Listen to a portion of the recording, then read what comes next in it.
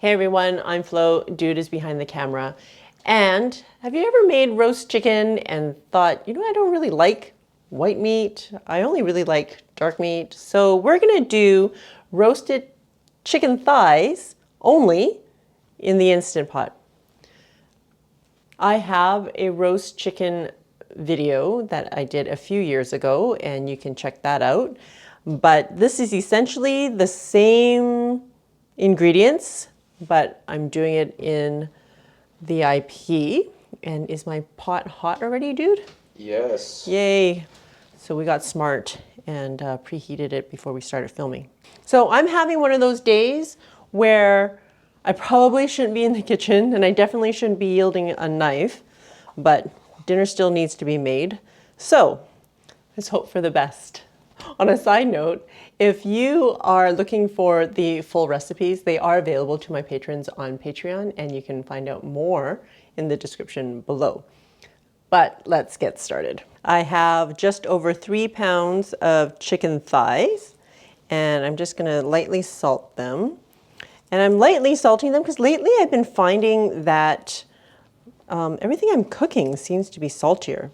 But I think what I'm going to blame is the butter I've been using. I picked up this butter because it was on sale, but it's salted.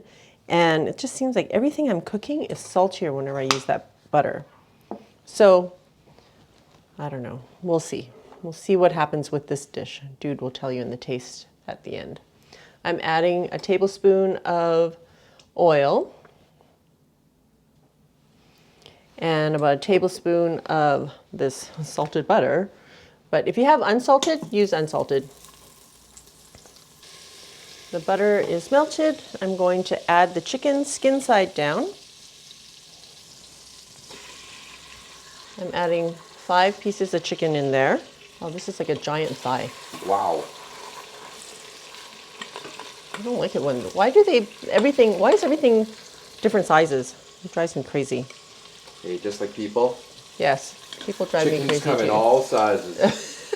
And people drive me crazy too, sometimes. You'll season the other side.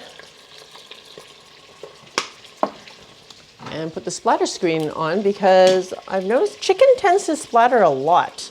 We're gonna cook them for 3 minutes on each side. Even with the splatter screen, they're still splattering all over the place. All right, it's been 5 minutes actually. I don't know if you can see the nice crispy skin.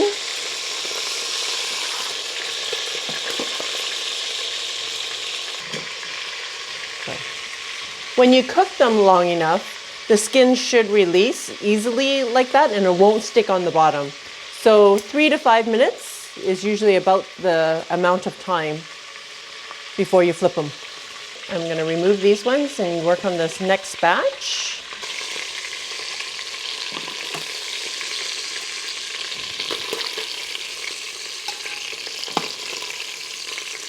I have 1 giant onion, 4 carrots, and 3 large potatoes.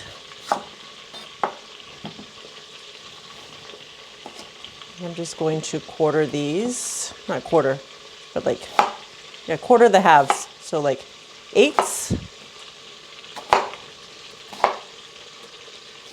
My goal is always to provide you guys with simple recipes using ordinary ingredients that your whole family can enjoy. And so I hope that you will find this recipe super easy as well. I didn't even bother peeling my carrots. I just scrubbed them down really well. I'm cutting them into about 1.5 inch pieces. I should probably cut them smaller now that I'm thinking about it because I'm only cooking them for about 8 minutes, but it should be fine.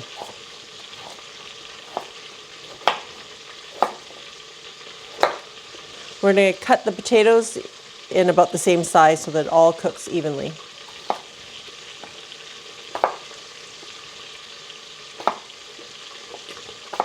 You know what? I'm pretty sure I put way more than a tablespoon of butter in here. Probably 2 is more like it. Okay, we're removing the chicken and I'm going to put all the veggies in. And if your saute mode turns off, you can turn it back on.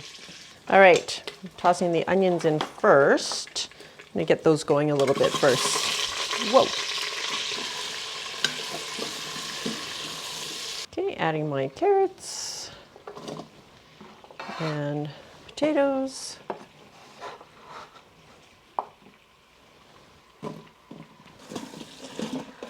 Just going to saute this for a couple of minutes.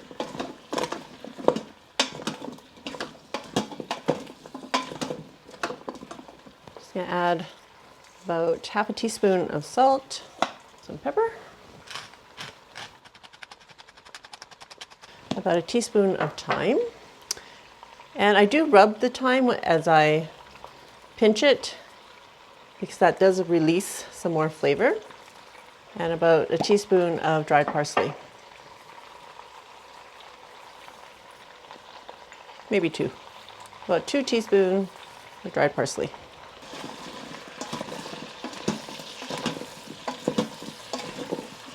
I'm adding a 1/4 cup of water to deglaze the bottom of the pot. And that will make sure that, well, first of all, you get all the flavor at the bottom of the pot. But make sure you get all the little bits off because the pot will freak out. And a 1/4 cup of water is plenty because when you're pressure cooking, water will be released from the vegetables as well as from the chicken. You're going to end up with some pretty tasty sauce after. Turning the saute mode off, I'm going to add my chicken back in. And we'll just sit them on top so that the juices will then drip down into the veggies. Then whatever juices were released from your chicken sitting there, pour that in as well. Putting the lid on, locking it into place. And of course, I don't know where my knob is. I'll be right back. Good. Okay.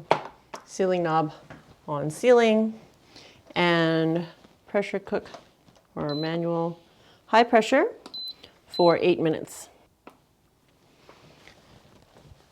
When I go shopping, I always look for what's on sale, and the family eats what I get on sale because it makes a huge difference, especially if you're trying to save your family some money. The other day I was saying to Dude, I'm like, oh, I missed a sale on ground Italian sausage. It was like $1 off. And he's like, oh, don't worry about it. And then today, new flyer day, I went in and they were like even more on sale. It was like $2 off the regular price. Sometimes there are deals to be had.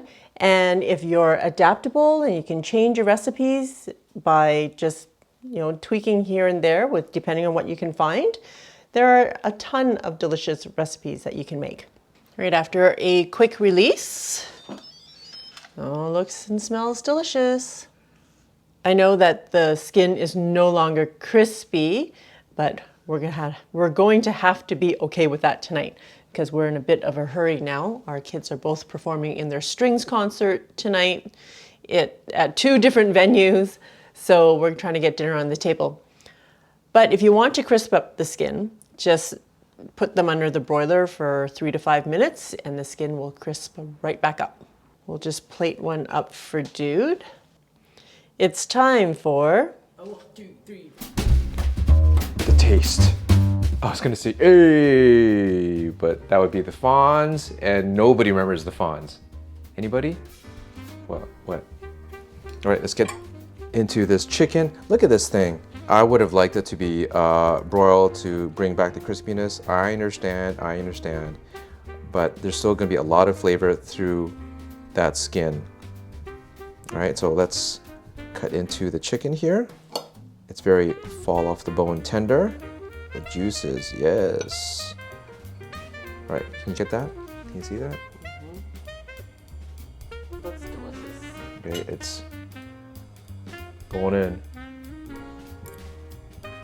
And almost too hot. It definitely makes a difference. It must make a difference when you saute the chicken, you brown the chicken before cooking it. Like instead of just, what do they call it? Dump and go? I don't think the flavor is the same because yes, you used butter, but I think that browning, it drives that flavor into the meat. Let's try some of the veg. Carrot, it's gonna be hot. I know it's gonna be hot. Very hot. nice tenderness, again, without breaking down the carrot into indistinguishable pieces. Now I'm taking a risk for you guys with this potato. I'm sure, I don't know if you can see the steam or not, but no, probably not. But it's like, still, it's gonna hurt. Oh, it didn't, no. As you said, cutting the veg into similarly sized pieces yields a consistent texture throughout. So you don't have like really tough carrots and really soft potatoes.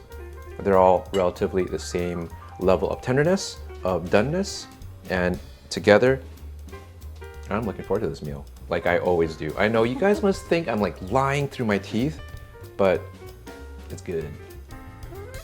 All right, thanks, dude. A meal doesn't have to be super complicated in order to get elevated flavors.